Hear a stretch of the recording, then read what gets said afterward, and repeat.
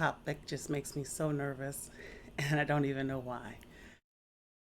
So, I kind of wanted to do a recording today, but I wasn't quite sure what I wanted to do because, I've been in the process of really being able to work on my book and, you know, doing that, I want to forget everything else. So, you know, Monday kind of rolls around and it's like, oh, I told myself I was going to do a YouTube video. So, trying to figure out what to do. And although it seemed like there was not much for me to talk about, there's clearly something for me to talk about.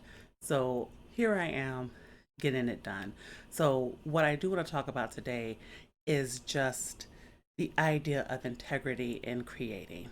Now, part of why this topic seems to make me nervous and probably less nervous and more it drives me crazy is just because the insanity that I've been seeing over the years in the publishing industry.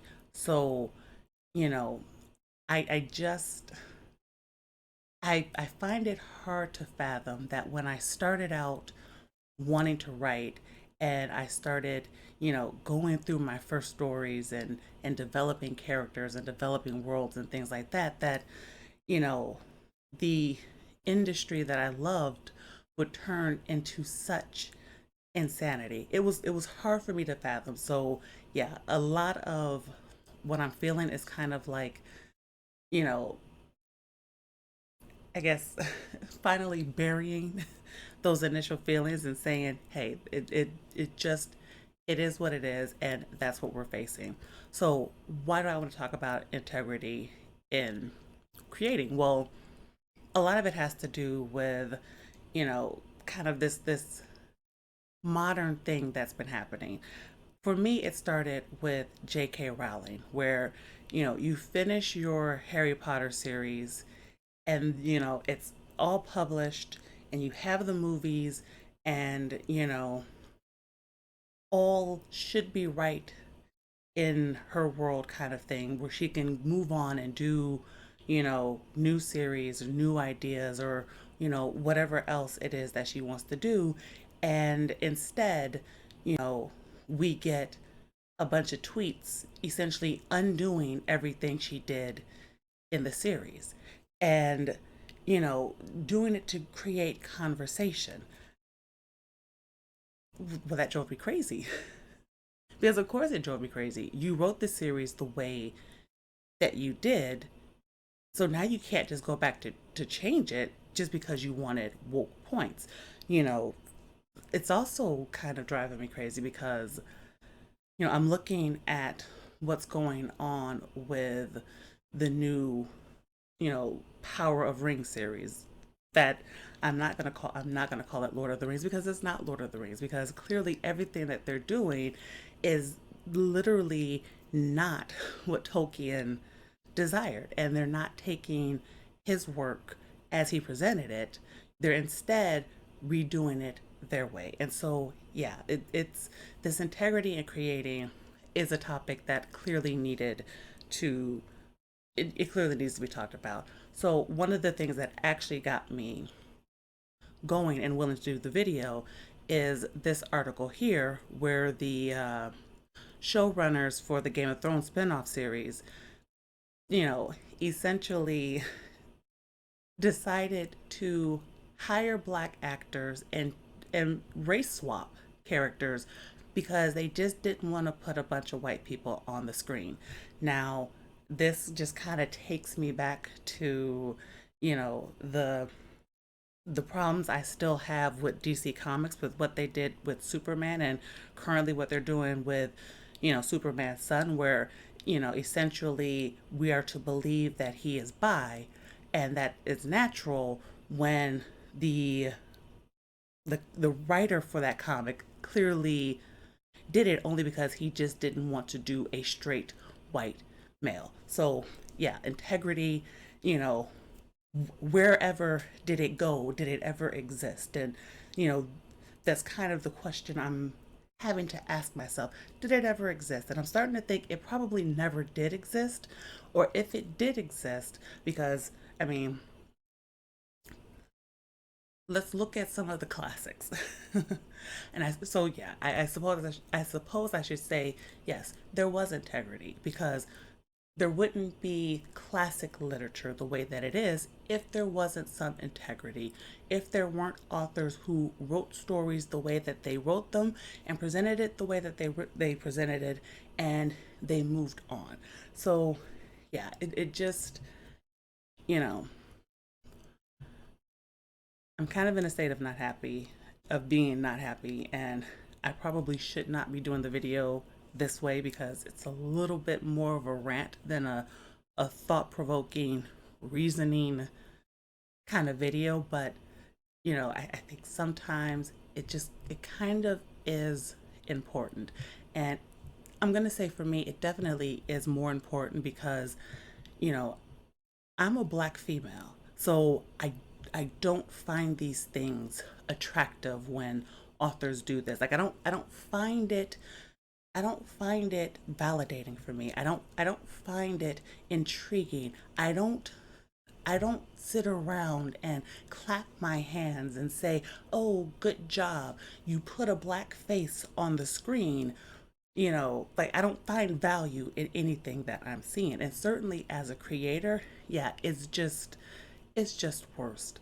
It's worse for me. So I don't like this trend that I'm seeing. And I know a lot of it is because they're trying to get, you know, social points. You're trying to get your Twitter credibility, from the people who are not even going to watch your series. They're not going to buy your books. They're not going to buy your comics. They're not going to care about what you actually did. They're just going to praise the idea that you are, quote unquote, sticking it to the people that they can't stand. And that really is all it is. So you're selling your creative soul in order to appease people that really aren't even your customers. And you know like it's kind of aggravating because I mentioned J.K. Rowling, and I would put G.R.R. Martin also in this thing because now because part of why they're trying to make this whole race swapping thing okay is because, well, because G.R.R. Martin, who can't even finish a series, wants his social cred because he wants attention. And so, well, in the past, I, played around with the idea. And the thing is, it's part of the creative process. Like it literally is part of the creative process. You go through the creative process, you put a lot of things on paper. You have a lot of scrap paper. You have a lot of character ideas. You have a lot of things that appear interesting, concepts and things like that, and not all of it makes it into the series. So the idea that, this family could have looked a certain way is meaningless when you didn't write it into the book. It was just part of the creative process. I could show notes from decades of characters and character designs and things like that that have changed. I wouldn't go back and talk about them now. Why? Because who those characters were way back when I first got the idea are no longer the characters that they are currently. So we have to deal with what we have at this moment, what you put into your books, because I would assume that when you're writing something that you love, and I suppose, because I'm writing what I love, that I would assume that any other author would want to write what they love as well. But I know that I'm wrong. I know that I'm wrong. I am not, I'm not illogical and ignorant to the fact that I'm sure that there's a lot of people that don't actually write what they love. I've heard author complaints, where they're told to change their stories because it has to fit the current political landscape, because they're trying to push agenda. And so yeah, I'm thoroughly aware of how devastating this industry has become, and I'm thoroughly glad for myself that I've done this research, and I've paid attention, and I've looked at things, and and I've said I kind of want nothing to do with that, because here's the thing: creativity is a beautiful thing. And sometimes you're going to create characters that other people aren't going to like. And guess what? That's okay. No one has to like every character. No one has to like every book. You know, virtue signaling and trying to score street cred and social cred and woke cred and whatever kind of credibility you're trying to gain by appeasing people that aren't your customers, that's not gonna do you well in the end, because what you're doing is you're selling your creativity. And I'm sure a lot of these authors have a dissatisfaction when they look at their work. And if they don't, then it must be because they are really drinking the tea. Or yeah, they would have to be drinking the tea. At this point, I don't think I have really purchased any modern novel, because I've always acknowledged that the industry itself is a lot more liberal than my leaning. But, when it comes to good stories, I don't really care what your political values are and what your worldview is or anything like that. I just want to read a good story. But I've noticed, especially after a certain man became president, that a lot of these people lost their minds.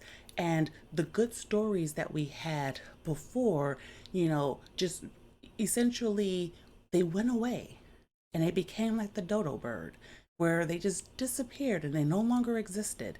And all of a sudden, you were filled with just a bunch of woke trash, and you were told to like it. And you were told that you were racist, or you were sexist, or misogynistic, or whatever whatever thing they could call you, because you didn't like what they were trying to ram down your throat. And asking for a good story suddenly became, suddenly you were an evil person for just asking for it. I'm one, I like to go through reviews of other books sometimes. And I like to go through some of the I actually kind of like to go through some of the negative reviews, because for me, who I write and I'm creative, I kind of want to see what it is that people are just kind of looking for. And especially those that have found themselves dissatisfied with a lot of the current with the current landscape of books. And a lot of the things that I see is that there are quite a few people that are not into this new pushing of messaging, and they just want you know the good stories. And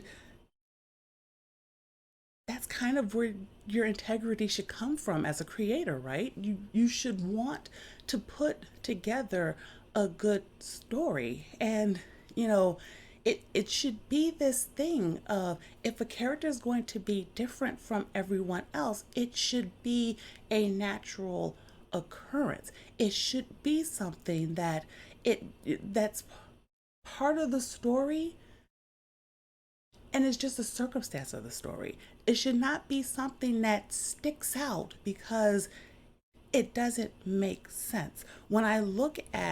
Particularly when I look at, what they're doing for the Rings of Power, you know, these faces of diversity, as they want to call it, but it isn't really the face of diversity. It's thoroughly just this face of virtue signaling, because they don't fit into the story.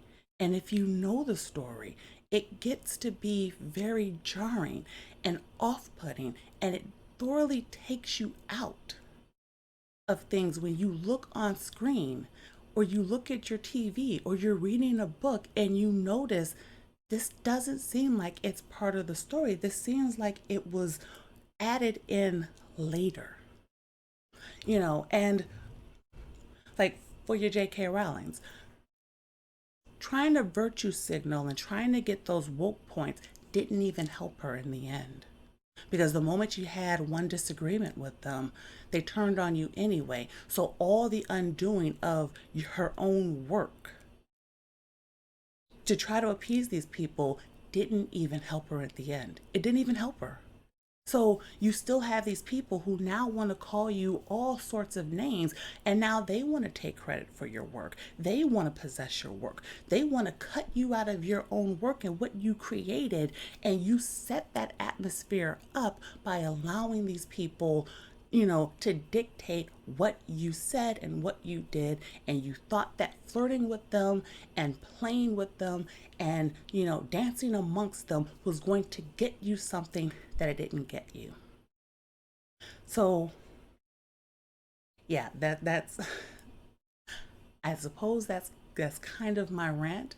You know, this issue has, like, as I said, this issue has kind of been something that has been really on my mind for a number of years, because I am very tired of, you know, I'm tired of looking at books and having this sort of trepidation attached. Like, I'm really tired of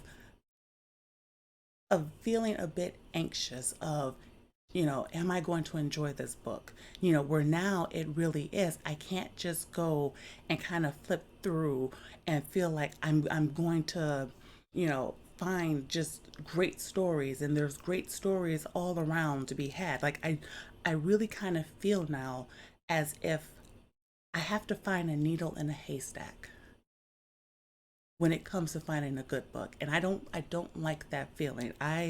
You know, I would encourage those that are creative themselves, those that, believe in putting together a good story, those that, maybe you don't like, certainly do not care about appeasing people that, you know, are trying to change what you're doing. Because here's the thing, there's a difference of getting advice for things like maybe your writing style, like if you have extremely flowery language, or if you have problems with grammar, or maybe if, you know, you do a lot of telling instead of showing, and there's a lot of redundancies. There's the mechanical aspects of, you know, of criticism and critiquing and things like that. That, yeah, certainly, it's good to kind of go outside of yourself for that. So there's, so I'm definitely not one that's like no criticism whatsoever, because there are things that would be extremely helpful. But when it comes to telling the story, when it comes to, you know, you telling your story, be very frugal with the advice that you take. That would definitely be my caution. You know, Understand that things can change. You know, the current project I'm working on, this is probably the third complete rewrite that I'm doing. And when I say complete, I mean absolutely practically everything before it has been scrapped. So it is almost a completely brand new story. Same characters, same world, you know, same overall story, but a lot of things are very different, and a lot of that has been because, I've had people, read pieces of it over the years, and I've taken a lot of what they said, and I've put a lot of thought, and I've put a lot of, like I said, I've done a lot of note taking and whatnot, and I've I've told myself there's a reason that this book hasn't been published yet, and because I've always known that it wasn't as finished as I needed it to be. And so now I'm in the process of I'm actually working out those kinks, and I've been willing to scrap things. So yeah, when I get to the finished product, guess what I'm not going to do? I'm not going to talk about the processes I did before, because unless someone else is creating themselves, that's not going to be the things that are going to matter to the average reader. They're not really going to care about that. They're only going to care if they are a creator themselves. And so, yeah,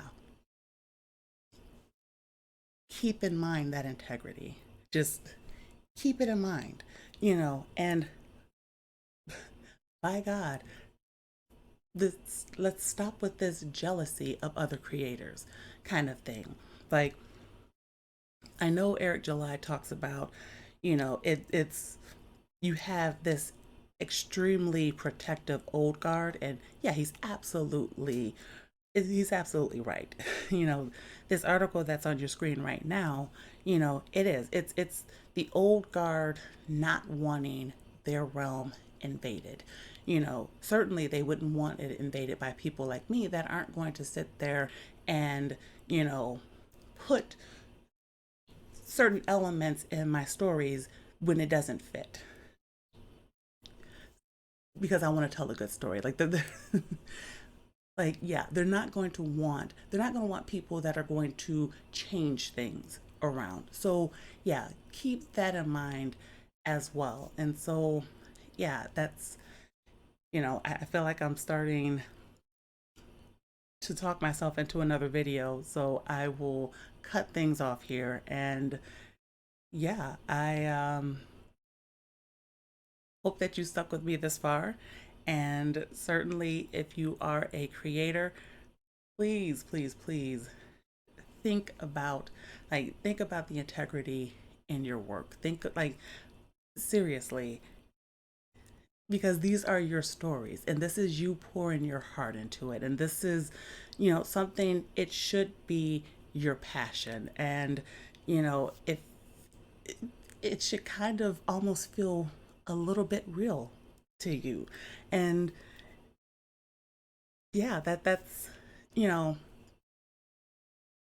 that's kind of the place that it should be, because that's a good way of seeing it, because I think you can actually you can share that passion with others, because I do feel like these kind of, like, creativity is something that it is a passion that is shared with others to help drum up that passion in them. And so yeah, that's, you know learn to look at it that way, and you know ignore those that aren't looking at it that way, that are, you know trying to, I don't know, change things to appease themselves, change things to, you know yeah, like, just let's just stop. Like, let's just stop. Like, the woke points won't pay your bills.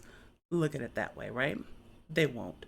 So be you, do what you do, create your stories your way, and try to find that audience of people that are going to love the story that you created. That's all for this video. If you liked it, hit the like button, hit the subscribe button, share it, do all of that, and I'll see you on the next video. Bye.